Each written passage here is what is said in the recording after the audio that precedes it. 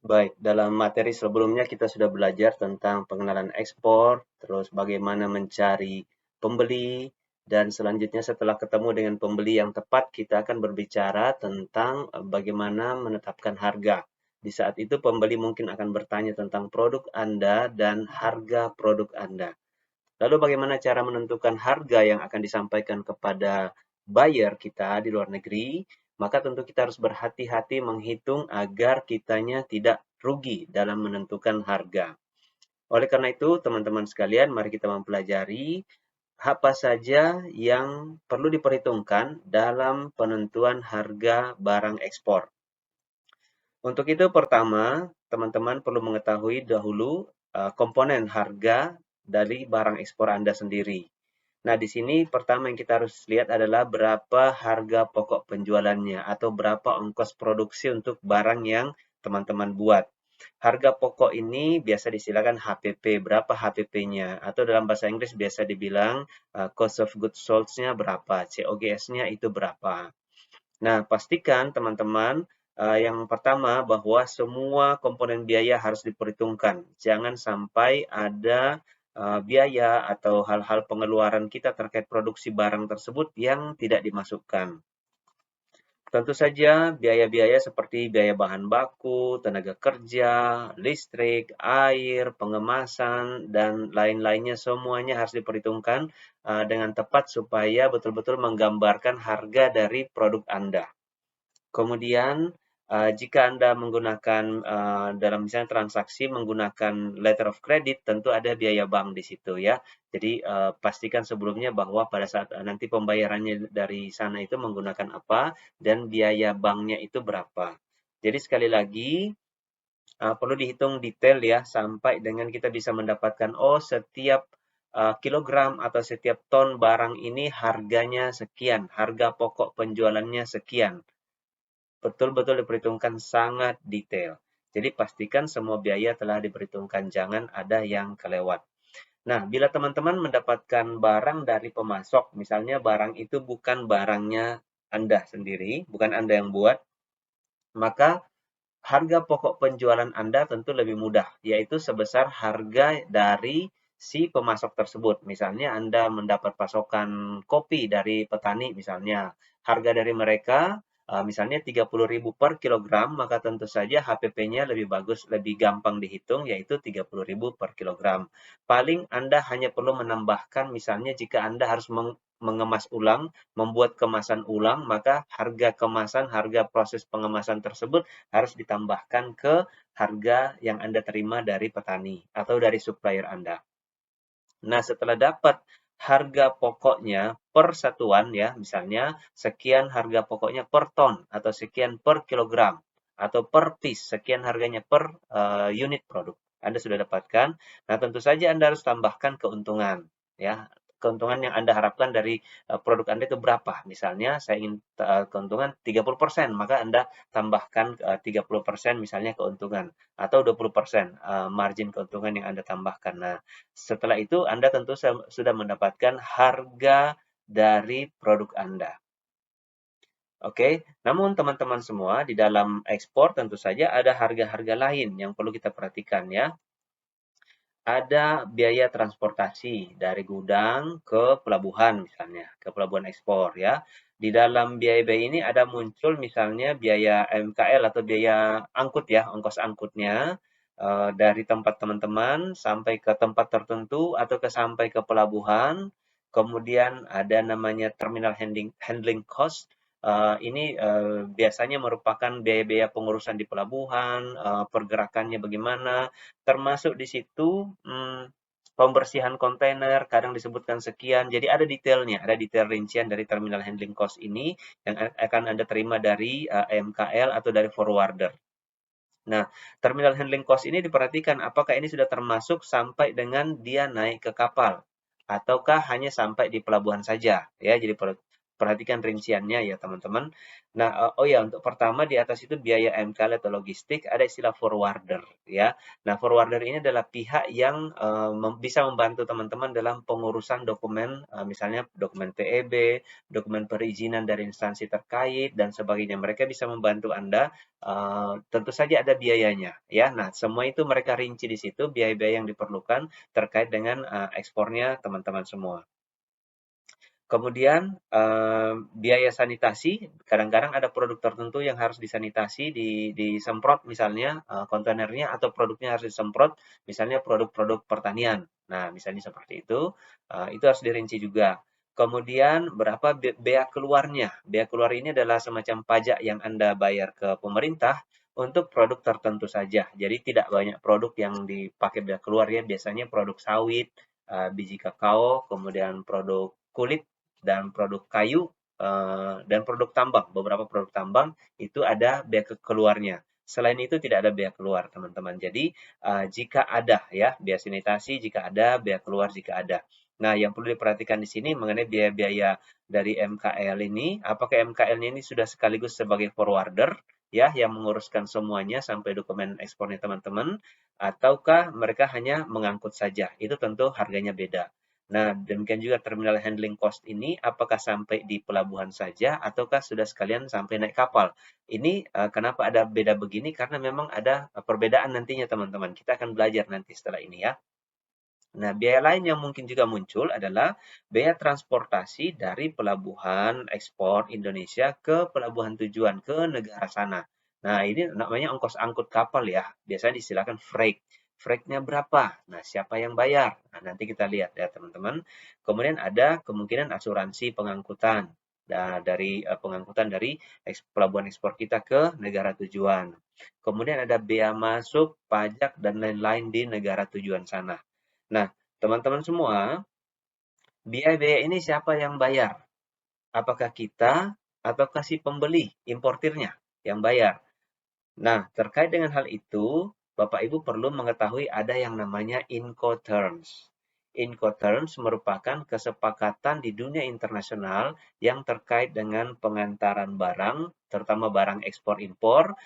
Dengan memanfaatkan Incoterms yang tepat, kita akan tahu tanggung jawab si penjual sampai mana, tanggung jawab pembeli sampai mana.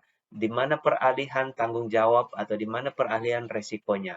Termasuk dalam hal ini, si tanggung jawab terkait dengan biaya. Siapa yang membayar apa sampai dengan yang sampai di mana bayarnya, itu semua bisa diketahui dengan menentukan Incoterms yang akan dipakai dalam prosedur ekspor kita. Jadi, dalam pembicaraan dengan calon buyer, Bapak Ibu bisa berdiskusi Incoterms apa yang akan dipakai. Nah, sebelum melanjutkan, mari kita lihat Incoterms itu seperti apa. Nah, Incoterms sendiri, Bapak Ibu, saat ini yang berlaku adalah Incoterms 2022, yang kurang lebih ada 11 macam. Nah, secara sederhana dari paling atas Bapak Ibu bisa melihat bahwa kurang lebih ini menggambarkan perjalanan dari barang dari gudangnya penjual atau seller sampai dengan gudang pembeli. Nah, beberapa hal yang terlibat di dalamnya mungkin ada pengangkutan pertama, misalnya naik truk dari gudangnya Anda, naik truk terus ke pelabuhan misalnya gitu ya, ke pelabuhan ekspor. Kemudian di pelabuhan, kemudian naik ke atas kapal, ini bisa berbeda lagi ya. Berbeda lagi biayanya, siapa yang bayar pada saat di pelabuhan, dinaikkan ke kapal, itu bisa lain lagi. Kemudian di atas kapal ini sampai ke pelabuhan tujuan, itulah perjalanannya, itulah freight-nya. Kemudian di sana ada pengangkutan lagi dari pelabuhan sampai ke mungkin tempat tertentu di sana, ataukah langsung ke gudangnya di sana. Nah, inilah gambaran kurang lebih bagaimana produk Anda bisa sampai ke pembeli. Nah, siapa yang membayar apa atau tanggung jawabnya sampai di mana, itu ditentukan oleh Incoterms yang Bapak Ibu pilih. Nah, sekilas di sini ada 11 ya. Oh, saya mau pilih X-Work saja, Incoterms X-Work, atau FCA, atau FAS, dan seterusnya, atau CIP gitu ya. Yang mana yang Bapak Ibu mau pilih, tergantung pembicaranya Bapak Ibu dengan si calon bayarnya Bapak Ibu. Nah, sebagai gambaran, kalau X-Works ya Bapak Ibu, kalau X-Work itu artinya tanggung jawabnya Bapak Ibu sebagai eksportir itu hanya mempersiapkan barang di gudangnya Bapak Ibu, bikin barangnya sampai selesai, lalu siapkan. Nanti si pihak buyer yang akan datang, mereka akan membawa pengangkutnya, bawa segala-galanya, mereka yang urus segala-galanya dari gudang sampai dia tiba di sana. Itu urusan mereka, bukan urusannya Bapak Ibu lagi. Jadi mereka yang akan bayar ongkos angkutnya dari sini, kemudian bea masuk, bea keluar kalaupun ada, kemudian di terminal handling cost seperti yang kita sebutkan tadi, sampai naik ke atas kapal, ongkos angkutnya, segala-galanya sampai di negara tujuan, sampai di mereka terima. Itu mereka yang urus semua. Nah, kemudian kalau FCA carrier, ini Bapak Ibu cukup siapkan di gudang, kemudian naikkan ke atas truk sampai dengan tujuan di mana disepakati. Misalnya kita sepakati bahwa oke, sampai di pelabuhan, oke, naikkan ke atas truk sampai dengan di pelabuhan. Itu saja tugasnya Bapak Ibu jika memang kesepakatannya FCA. Kemudian berarti Bapak Ibu di sini membayar ongkos angkut dari tempatnya Bapak Ibu sampai ke tempat yang disepakati. Oke.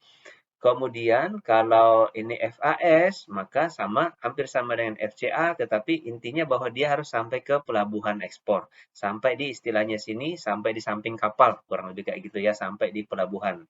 Jadi Bapak Ibu mengurus selain ongkos angkut, mungkin ada biaya-biaya di pelabuhan untuk sampai ke masuk ke dalam pelabuhan. Nah, itu di tanggung jawabnya Bapak Ibu sebagai eksportir. Selebihnya adalah tanggung jawab importir. Mereka yang akan mengurus naik ke atas kapal dan sampai tiba di tempat tujuan. Juga kalau ada biaya-biaya di pelabuhan, misalnya biaya keluar dan sebagainya, mereka yang akan urus terkait itu. Bapak Ibu hanya cukup sampai masuk di pelabuhan saja. Nah, kemudian kalau FOB gimana? Free on board. Nah, ini Bapak Ibu mengurus segala-galanya sampai dengan barang itu bisa naik ke atas kapal. Naik saja ya Bapak Ibu, naik saja ke atas kapal berarti oh ya free along ship tadi sampai sini, kemudian oh ada biaya untuk naik ke atas kapal. Nah, itu Bapak Ibu juga tanggung di situ. Termasuk jika ada pembayaran bea keluarnya Bapak Ibu nanggung di situ. Nah, kemudian selanjutnya sudah jalan dia ke sana, ini tanggung jawabnya importir sampai ke gudangnya dia. Kemudian bagaimana dengan CFR? Ya, kurang lebih sama dengan FOB, barang naik ke atas kapal, tetapi Bapak Ibu juga menanggung pengangkutannya. Pengangkutan dari kapal tersebut sampai tiba ke pelabuhan tujuan. Bapak Ibu yang menanggung freight-nya, ongkos angkutnya. Nah, selanjutnya tanggung jawab dari pembeli dan seterusnya. Oh ya, kalau CIF bagaimana? CIF itu kurang lebih Anda juga menanggung ongkos angkutnya dan asuransi pengangkutannya sampai tiba di tempat tujuan. Jadi CIF ini adalah CFR ditambahkan unsur asuransinya. Nah, demikian seterusnya Bapak Ibu sampai dengan DDP. DDP ini yang paling top barangkali buat pembeli ya, paling gampang buat pembeli karena Anda menanggung semuanya. Pokoknya dia terima beres, dia terima di tempat tujuan. Ya, dia terima semuanya di sana. Nah, disinilah pentingnya Bapak Ibu perlu pertimbangkan baik-baik sebelum memutuskan ya, sebelum di saat berdiskusi dengan calon buyer Anda. Karena di sini kita bisa lihat bahwa misalnya ada buyer nih yang baik banget misalnya ya, anda cukup siapkan barang, kami akan ambil ke gudang. Wah, Anda tidak repot nih, Anda ex-work ya. Anda ambil ex-work di situ, Anda tidak repot sama sekali. Pihak buyer yang akan mengurus segala-galanya. Yang penting harga sudah sesuai dan Anda tidak rugi ya. Anda sudah tetapkan margin keuntungan sekian. Kemudian untuk X-work ya Bapak Ibu diperhatikan juga apakah X-work ini Anda betul-betul sudah mengekspor gitu ya, maksudnya ada dokumen ekspornya. Karena kalau dalam banyak praktek X-work ini lebih ke penjualan lokal. Ada perusahaan lokal yang datang mewakili importir, jadi Anda menjual ke perusahaan lokal tersebutlah yang melakukan ekspor ke pembeli. Jadi bukan Anda yang mengekspor, tetapi ada perusahaan lain yang mengekspor barang tersebut. Jadi dalam hal ini Anda sebetulnya melakukan ekspor tidak langsung ya. Anda tidak langsung mengekspor, tetapi melalui pihak lain. Nah, jika kondisinya demikian, maka penjualan tersebut harus Anda perhitungkan PPN-nya. penjualan Anda terhadap orang lain tersebut, pihak ketiga tersebut, harusnya melibatkan PPN. Anda harus memungut PPN 11%. Tetapi kalau dalam proses ekspor tersebut, Anda betul-betul mengekspor dan memang melibatkan dokumen pabean, PEB, pemberitahuan ekspor barang, maka Anda tidak perlu memungut PPN karena ekspor sendiri bebas dari PPN. Di antara beberapa pilihan Incoterms ini, memang yang kami tandain ini, Xwork, FOB, CFR, CIF yang paling sering dipergunakan. Karena itu teman-teman harus memahami benar beberapa Incoterms ini, supaya pada saat berdiskusi dengan calon buyer Anda bisa menentukan yang mana yang terbaik, yang paling pas untuk Anda, dan tentu saja mempertimbangkan keuangan teman-teman semua. Jika misalnya Anda harus menanggung CIF, tentu saja itu melibatkan ongkos yang sangat besar karena Anda harus menanggung ongkos pengangkutan dan asuransi sampai dengan negara tujuan, sampai dengan pelabuhan tujuan. Lain halnya kalau misalnya FOB. FOB salah satu yang paling populer digunakan, Anda hanya cukup menanggung sampai dengan barang itu naik ke atas kapal. Dalam penentuan FOB pun dalam kesepakatan Anda dengan pembeli harus diperjelas di mana terjadinya eksportasi Anda nantinya. Apakah Anda mengekspor dari Semarang, atau Anda ekspor dari Tanjung Priuk, atau ekspor dari Makassar. Jadi harus jelas FOB Makassar, kalau memang Anda harus mengekspor dari Makassar, atau FOB Tanjung Priuk, supaya jelas. Karena itu tentu saja beda biaya yang harus Anda keluarkan pada saat mengekspor dari pelabuhan yang berbeda. Nah, setelah memahami hal yang tadi teman-teman, tentu kita bisa melihat ya, kalau pertanyaan dari pembeli, berapa harga produk Anda? Maka jika kesepakatannya X-Work, maka Anda cukup menghitung berapa ini semua, ya, termasuk margin keuntungan, lalu sampaikan ke mereka, oh sekian harganya, ya, kalau kesepakatannya X-Work. Kemudian kalau kesepakatannya FAS atau FOB, maka tentu saja teman-teman harus menghitung semua ini. Biaya MKL-nya berapa, forwardernya berapa, fee-nya ke forwarder, terminal handling cost-nya, biaya sanitasi jika ada ya, dan biaya keluar jika ada, tentu saja jika ada, ini Anda harus hitung semua.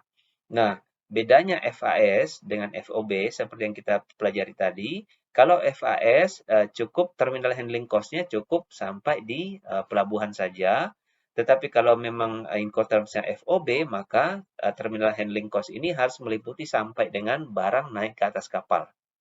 Ya. Kemudian kalau Anda sepakatnya FR, maka tentu saja harus meliputi biaya ini juga, biaya transportasi sampai ke negara tujuan. Kemudian kalau Anda sepakatnya CIF, maka asuransi harus masuk. Berarti sampai di sini dihitung nilai barangnya teman-teman. Kemudian jika paling kerennya ini buat pembeli ya, paling merugikan buat Anda misalnya DDP, maka Anda pun harus menghitung sampai ini. Tetapi ini sangat jarang sekali ya, dan jangan pernah, kalau bisa jangan pernah sampai DDP ya teman-teman. Sangat disarankan cukup sampai FOB saja. Cukup sampai FOB saja, cukup sampai barang naik ke atas kapal. Tapi sekali lagi semuanya itu tergantung dengan kesepakatan pembicaraan teman-teman dengan calon buyer Anda nantinya. Ya, jadi sekali lagi hitung baik-baik biaya dari produk Anda, tambahkan marginnya, kemudian setelah dapat itu berapa dia harganya per kilo, per tonnya, misalnya seperti itu ya. Nah, kemudian lihat lagi sampai di mana kita tanggung jawab biaya kita, tergantung Incoterms yang kita gunakan. Baik, demikian teman-teman pembicaraan kita tentang penentuan harga jual ekspor. Salam sukses untuk teman-teman semua.